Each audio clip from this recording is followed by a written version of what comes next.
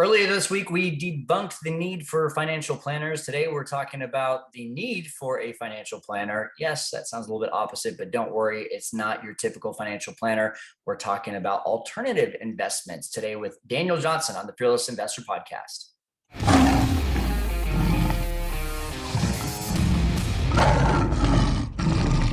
Hey guys, welcome into the Fearless Investor Podcast. You're listening to me, Kyle Stanley. And before we get into it today with Daniel Johnson from Refocus Financial Planning, I need to ask you, hosts of Airbnb, can you keep relying on Airbnb to bring you all of your business? You have to start looking to directly book right to your customer. And how you do this? Well, it's pretty simple, actually. You just own your own direct booking website. But please do not cut corners. Do yourself a favor. A free site is not going to cut it, especially if it's not on WordPress. Now, I know really what you're thinking. That's either going to take a lot of time or it's going to cost a lot of money, right? Well, that's where Boostly comes in. Boostly is the best in the business for website design for the short-term rental game, servicing over 600 clients nationwide. And every site is built for you and on WordPress. Just like we said, you need to have it. It needs to be on WordPress. Starting pricing is only $99. It doesn't matter if you have one property or 100. And my good friend, Mark Simpson, who is the founder of Boostly, tells me it's guaranteed to get you direct bookings or your money back. Just book a call with Mark's team at boostly.co.uk/fearless. Your future business will absolutely thank you.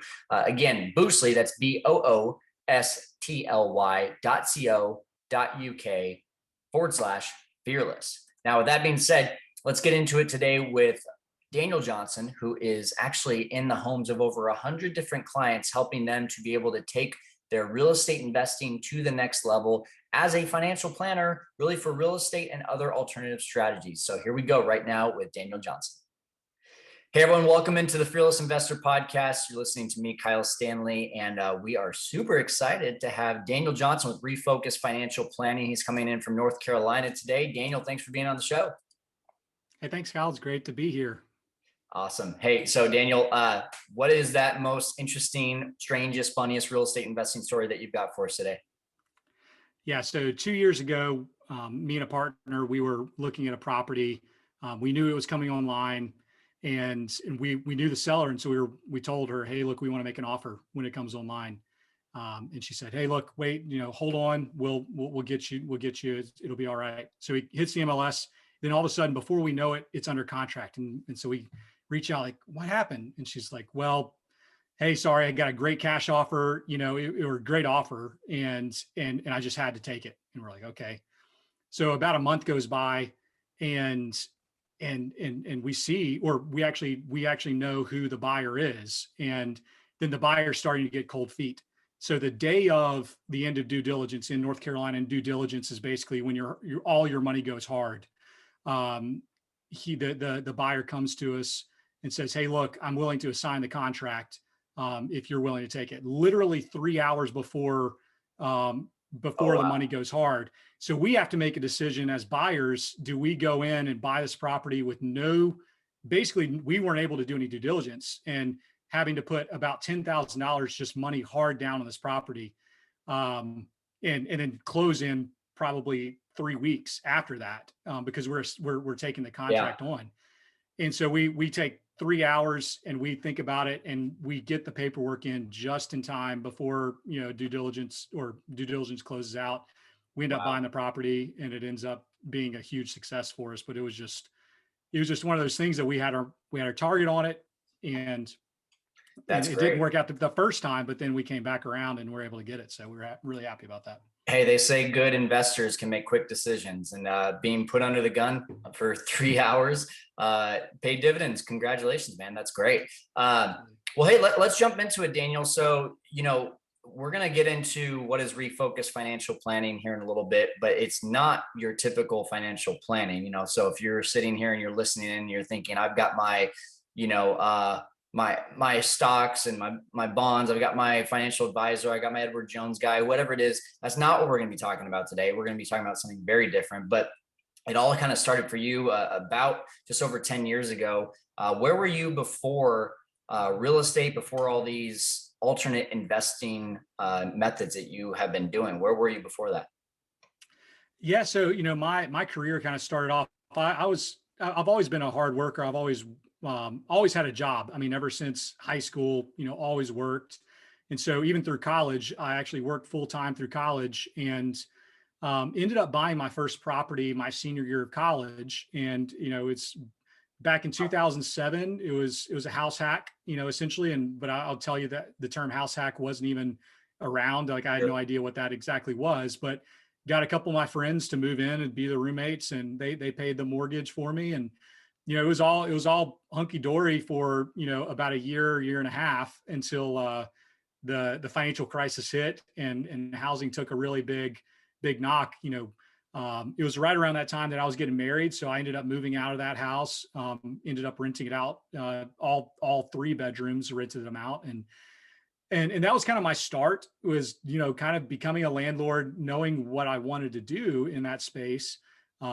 But then really being stuck in there, because I couldn't Mhm. sell the property even if I wanted to. I Right. would have lost my shirt. Um, but that's how I got my start in real estate, and still own that property today.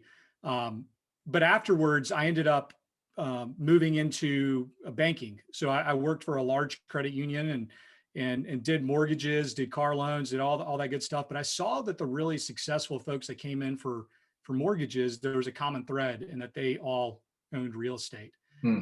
And it was one of those things that I just realized, hey, look, I want to keep digging into this. And it took me a number of years later to finally, branch out from that one property, and other than another primary residence, to kind of really start digging in. But once I saw that, I was like, hey, look, that's what I want to do. That's great. So, I mean, when you bought that property, then your senior year of college, which by the way is pretty incredible to be able to do that senior year of college, um, was there was no idea of actually becoming a real estate investor at that time, it sounds like. Yeah, I mean, I think there was a little bit of like that seed that was Okay. there. But no, it wasn't like this grand strategy. I mean, I wish I had thought about, being really scrappy, and just, trying to acquire as many properties as I could, along the way. I think it was an inclination towards it, and a desire to do that, but I just didn't understand how to do it. And that's, you know, that the education piece is huge for me now, because I'm like, hey, there's so much opportunity out there. You just got to look, and you got to dig in, and figure out where to go, where to allocate your time and resources. Yeah, that's awesome. And so then you get into banking, and you said you see all these bankers that have real estate. Uh, was there any defining moment there where you put the pieces together, or was there one of the guys that you talked to that shared why real estate was so important to them, that just kind of like had that aha moment for you? Well, I say, I saw a lot of folks, because it was in the middle of, '09 to 2012 was really when I was in Mm. banking. So I saw a lot of investors that were really getting raked over the coals, that they had overextended themselves, that they had gotten themselves into tough situations. So I saw the negative side of it. I saw the ones that were struggling, but I also saw the ones that were just really, really smart and successful with their investments, with the properties that they own, that they were still cash flowing, that they were still able to buy more properties in the middle of like, one of the worst financial crises in history. They're still in there buying more houses, when everyone else is scared, and saying, where's the bottom on this market. So I learned both from both sides, both the really savvy investors, and those that kind of went in with their eyes shut. Yeah, so I mean, I think that's a good point, because a lot of people keep speculating that we're going to have another 2008, 2009. And so there's a lot of people that are probably, they keep hearing the great things about real estate, but they also don't want to be that kind of person that back in 2007 thought they were getting a great deal, and then a year later they were stuck with it. So you sound like, you saw both sides. There was opportunity to have that fear, right? So what was it that helped you to be able to get past the fear of being on the wrong side of that, and actually knowing that you had the opportunity or the know-how to be able to be on the right side? Yeah, I mean, I think one of the biggest points of acceleration for me was when I was able to to step up my job, my W-2 job, and create some margin in my life to where I had additional capacity. And what I didn't let happen was I didn't let my spending soak up the rest of that margin. Instead, my wife and I, we started setting aside and then going and started aggressively pursuing more properties. That's probably one of the kind of the biggest inflection points for me, is whenever I was able to get a promotion, that I started socking it away and started to invest in that way. And certainly the first couple of properties that we bought, there was a lot of nervousness. Like, are people going to rent this? Is it, are we going to get over our heads? Are we going to have too many properties? And but it's interesting. Every time you kind of take a risk, the next time you take a risk, you look back at the last risk that you took and you're like, that was nothing, man. That was almost inconsequential where I'm sitting now. So then you're looking at the risk you're taking now and saying, wow, this is a big risk. But every time you take those steps and do it smartly, you look back at it and you're like, I can't even believe I thought twice about that. So yeah, I mean, I think the main thing was just getting over that first hurdle and the second hurdle. And after we got over that second hurdle, now I'm looking back at the things that I did, and I'm like, as long as you kind of keep your head on your shoulders and just be smart about it, continue to plot forward and try to grow as much as you can. Yeah, I mean, we fear the unknown, right? Because we see something, we think we know in the beginning what it might make or what kind of investment it might be, but we won't really know until we get our hands dirty in there. I've done deals that I didn't think I'd make hardly any money on, and we made great money. And then I've had deals where I'm like, okay, this would be an easy, 5-digit return right away. And then before you know it, we're like breaking even. And so it's just about getting your hands dirty. But I think one of the key things you said there, and we talked about it actually on Tuesday when I was talking about financial advising and how to think like an investor. It's not like you were thinking like an investor in the terms of you were investing the money first, and then whatever you had as excess was going towards maybe that spending and lifestyle. So is that right? It sounds like you were just, you said you were putting things away in order to invest before even using some of that money for the essentials. Well, so, I mean, I had certainly our kind of like core essentials that came Right. out of the paycheck, but apart from that, we tried to live as lean as possible, and everything extra went to the side. And honestly, to this day, I've really not taken any income out of my properties, period. And I continue to push that aside to continue to reinvest that money. Great. And so it's the snowball. I mean, at the end of the day, you keep on building up that income, you keep on building up your business. It's going to continue to produce those dividends that you can either spend or reinvest. I choose to reinvest them to grow that dividend further into the future. Yeah, that's awesome. So talk a little bit more about the things that you've done since getting really into real estate. What's been some exit strategies, some deals? I know you're now working with a lot of clients as well to show them the route. Just kind of give us a little bit of an overview if you can. Yeah. So my primary real estate investment strategy is a lot of furnished housing. So really like, whether it be Airbnbs or travel nurse housing, those are the types of properties and deals that I tend towards. And that's been really great. We got properties in Asheville, which Asheville is a tourist destination. It's a lot of people enjoy going there.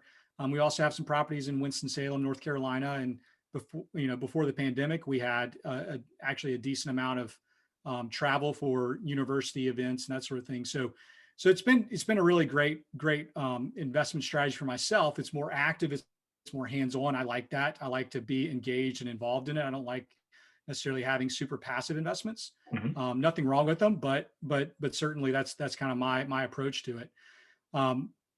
But on the other side of it, my being a financial planner, I started as a financial planner about 8 years ago, and so I've certainly worked with folks that are just normal stock market investors, but I also kind of noticed this group of people, real estate investors that that didn't really seem like they had anybody there for them that understood what they did as far as financial planning is concerned, because of the way financial advisors and planners are typically compensated. So that was where earlier this year I said, hey, look, I want to help I want to help real estate investors either continue to grow their wealth, understand what their options are for exiting if they're nearing retirement and saying, hey, look, I'm ready to start winding this down, or I want to become more passive. Understanding the different ways to exchange out of properties and maybe into more passive investments that maybe still are real estate oriented. But that's kind of been my focus over the last couple years, is really understanding and learning about the needs of real estate investors and to serve them as a financial planner. Yeah, I was telling you right before we got on this interview how I literally was talking about this on our show earlier this week, and how it just ties in so well. To me, you're just going to hear from a typical financial advisor, real estate is risky. What do you say when people tell you that, when you hear that, no matter from a financial advisor or not, but hey, real estate is risky. Why are you doing that? Why aren't you in stocks and in 401ks and retirement funds and things like that? Mhm. So I'll say I believe that for the most part, real estate needs to be an active activity, or you need to have someone that is actively engaged on your behalf, Mhm. working in your real estate business. And I tell everyone, I tell all my clients that I believe that your real estate is a business and you need to treat it like a business. And I think that that's a gap in understanding that a lot of financial advisors and planners don't understand, that real estate investors that are doing it really well, they treat it like a business, and it shouldn't really be considered any differently than if you have a restaurant, that you own and manage. It shouldn't be any different than a shoe store that you own. They're active businesses that you have to make sure that they're running well, that you're keeping up with them, that you've got good people around you that are working in it. It doesn't mean you have to be out there swinging a hammer, but you have to be actively engaged. Now, if you're going to go and buy a property and just expect that it's going to print money for you and you're never going to do anything or touch it, that's not going to be the case. And you're probably not going to have great outcomes as far as returns on that. But if you go into it knowing full well it's going to take a little bit of time and effort, and it's going to require your attention here and there, or hiring somebody you really trust to help you manage it, then I don't think it's risky. I think actually real estate is way less risky and way more forgiving in the fact that it has income. If you put reasonable leverage on it, and you have mortgage pay down over time and potential property appreciation over time, those three factors end up working out really well for most real estate investors. So I don't think it's any more or less risky than the stock market. You can argue different ways on that, but I think as far as an active business is concerned, it's not more or less risky than the stock market. Yeah, and I think one of the things too that I saw firsthand, after my dad passed away and my mom was in charge of all the finances. She's getting to that age where she's going to start taking dividends from all the retirement funds and all the things like that my dad saved up. Now she's literally being pretty much like 90% told what to do with her money, rather than having the option of, you can do this. You can, hey, like in a piece of real estate, hey, I could sell this. I could refinance this. I could 1031 this. Rather than that, she's been told, hey, you're almost 70, what is it, 70 and a half years old or something like that. Mhm. So now you have to start taking out money. And oh, by the way, you're going to get taxed on that too. And I just think there's so much more freedom if you do real estate the right way. To me, you're either going to do real estate as like how a lot of people say, hey, buy real estate and wait. You're going to do it as a long-term investment, and you're going to have this great, bank with a roof over it, or you're going to do some quick flips or some wholesaling as more of an active business, like you mentioned, Mhm. and you're going to be a little bit, quote unquote, more risky, but have maybe some higher, quicker rewards as well. So which way are you helping clients? Is it more of the active, or is it more of the passive long-term?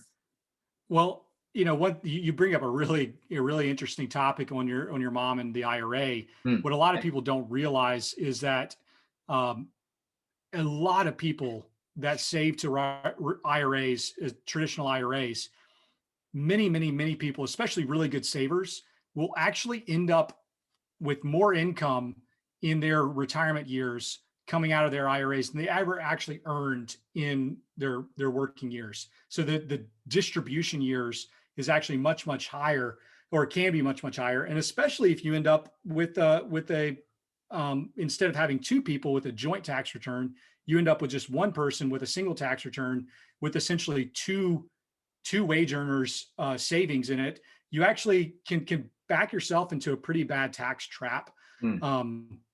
So I think there's proper ways to utilize retirement accounts. And there's, you just have to be really smart and effective with that. But I think you're right. On the real estate side, you have so many options. Obviously, those are just like anything in taxes. It's all subject to potential change. Any administration, any Congress can come in and change those things. However, real estate, home ownership, property, these are all kind of core to our fundamentals as Americans. These are things that we really believe in.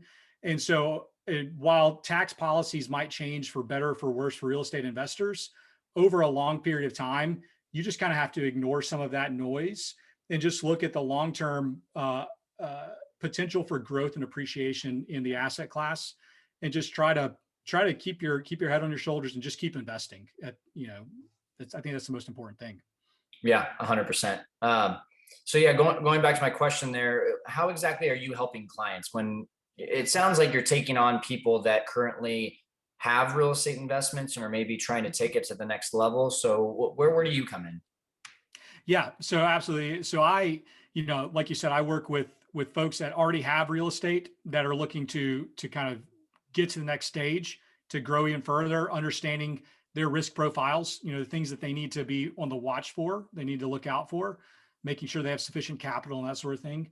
Working with folks that are in the decumulation stage, figuring out exit strategies.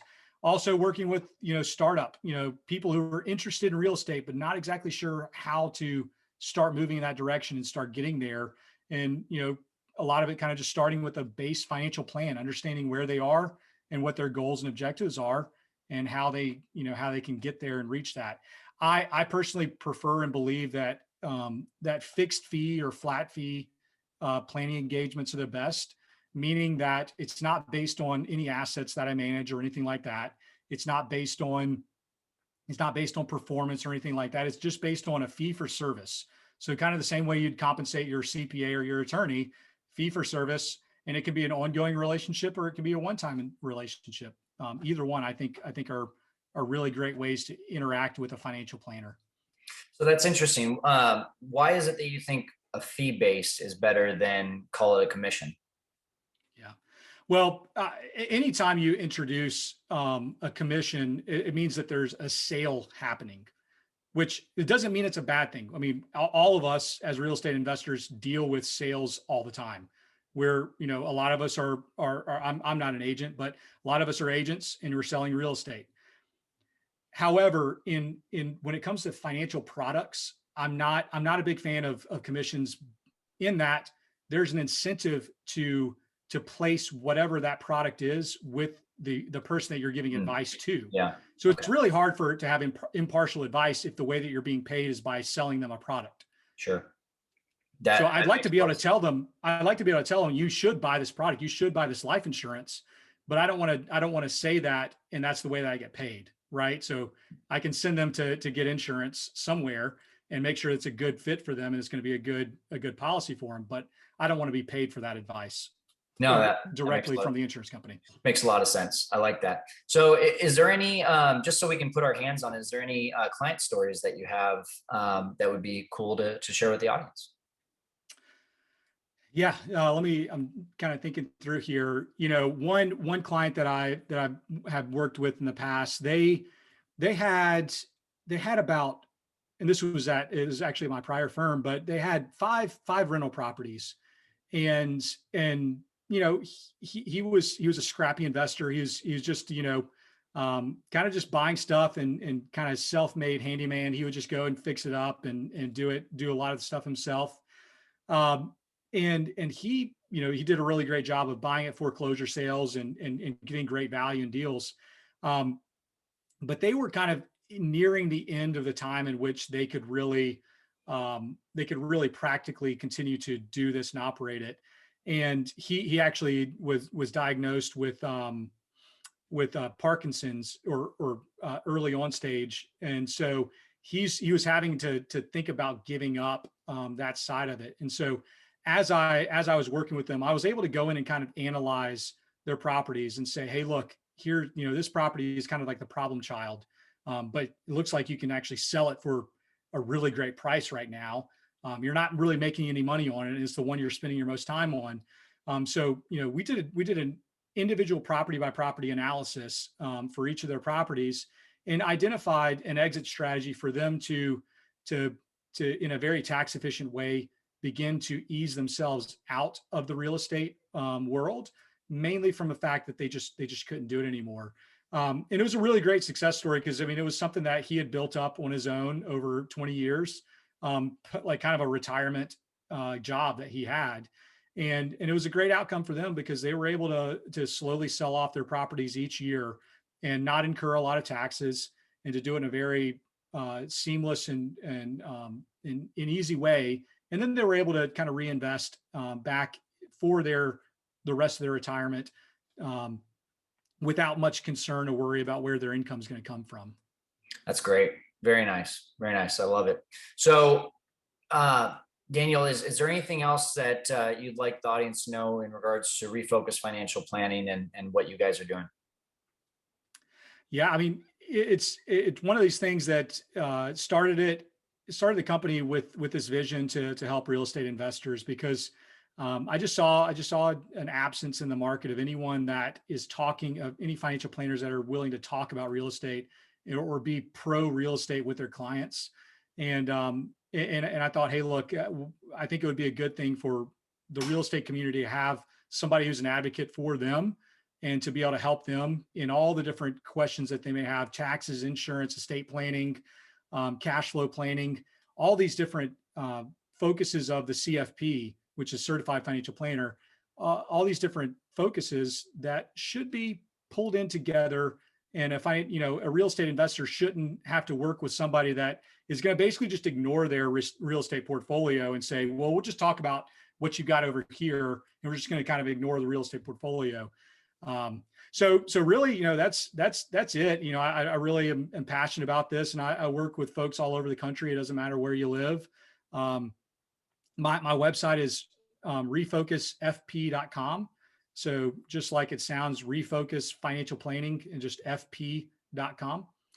And I'm sure you can search it as well and find me that way. Awesome. Okay. So for all of you out there that currently have some real estate investments, looking to get some help and figure out what's next for your investing, make sure to go to refocusfp.com. Is that right? That's right. Perfect. Okay. Daniel Johnson, thank you so much for being on the show today and helping our audience to conquer the world of investing. Show notes are going to be easy for this one: fearlesskyle.com/Daniel Johnson, spelled exactly how it sounds. And you can go ahead and check out Refocus Financial Planning right there. And as he mentioned, refocusfp.com is the website. If you don't want to go to the show notes, you can just go straight there. That's going to do it today for the Fearless Investor Podcast. We're helping you to conquer the world of investing. As always, follow us on Instagram @FearlessKyle, and make sure you join our free Facebook group, Airbnb Masterminds. We'll see you next time.